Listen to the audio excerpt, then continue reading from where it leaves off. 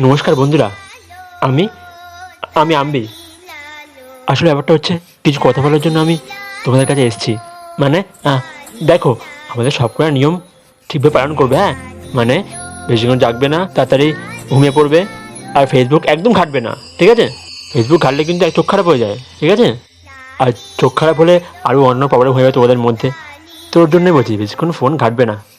এই, যেটা বললাম সেটা একদম মাথায় ঢুকে রাখ, না হলে কিন্তু তোরা একটা আস্ত থাকবি না।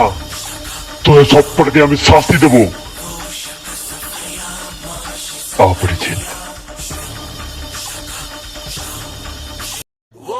Hey boys!